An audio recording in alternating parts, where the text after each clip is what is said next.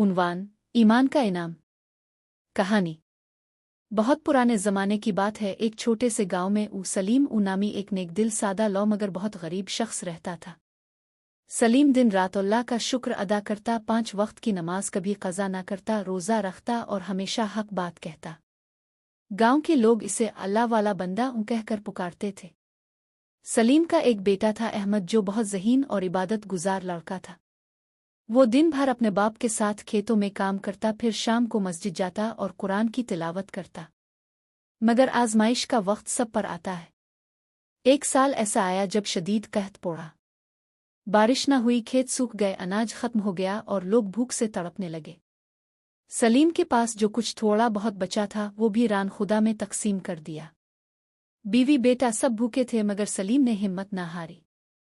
एक दिन अहमद ने बाप से कहा, अबुआ जान, अगर हम शहर जाकर काम करें तो शायद कुछ कमा लें। सलीम ने जवाब दिया, बेटा, रिस्क अल्लाह के हाथ में है, लेकिन मेहनत करना भी संत रसूल है। चलो कल सुबह चलते हैं।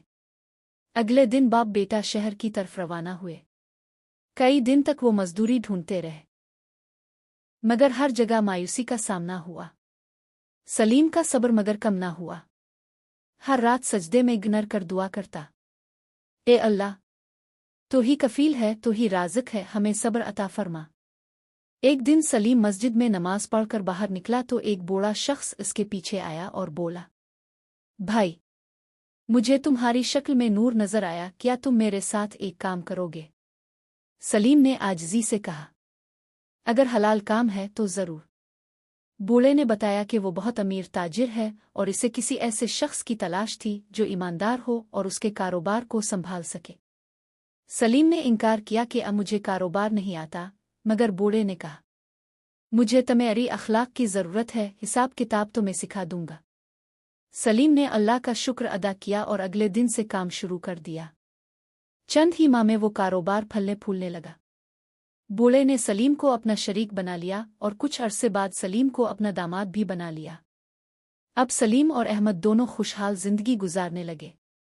गांव वालों की भी मदद करते, मिस्कीनों को खाना खिलाते, मस्जिद के इमाम को माहाना वजीफा देते।